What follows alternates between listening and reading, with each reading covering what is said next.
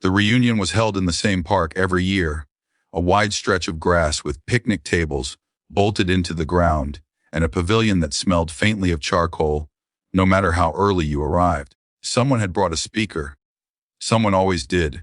Music drifted unevenly, punctuated by laughter that rose and fell like it was being cued. I arrived with a tray of food and set it down without ceremony. That had become my role. Show up, contribute, don't make waves. I was good at it. Too good, maybe. My sister was already there, holding court near the center table. She looked relaxed in a way I rarely saw anymore, shoulders loose, smiling easily. Her kid stood close to her, chest puffed out with the confidence that comes from knowing you've been given permission to speak. We exchanged a nod. Not warmth, not hostility. Something practiced. A few minutes later, someone clinked a bottle against a cup to get attention. Jokes started flying. Stories retold, polished by repetition.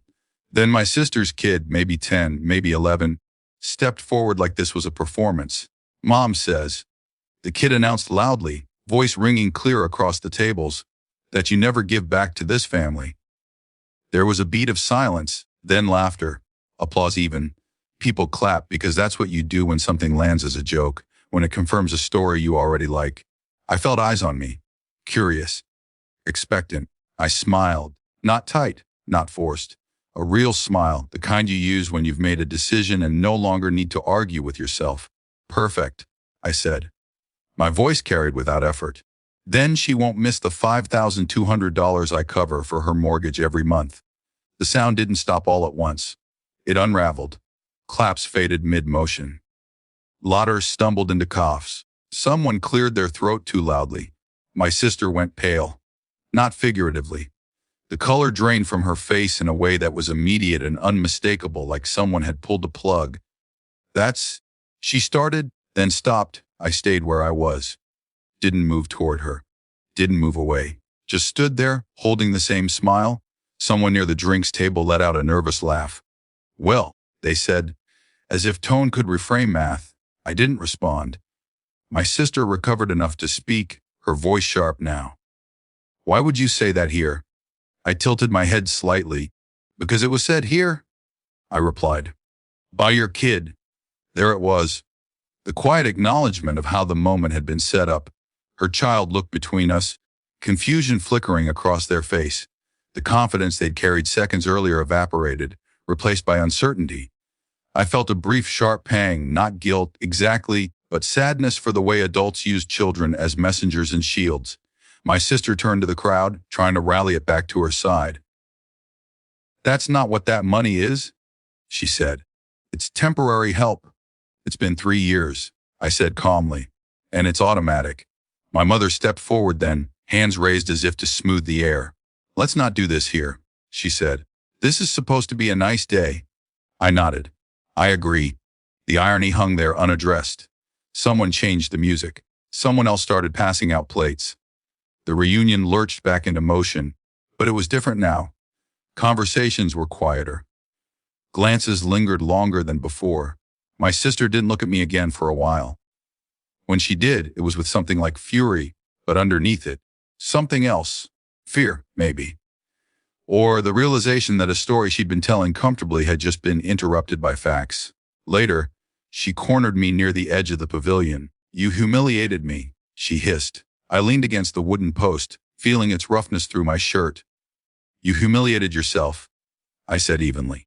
You just didn't expect me to stop carrying it for you. Her jaw tightened. You could have talked to me. I did, I said, privately. More than once, she scoffed.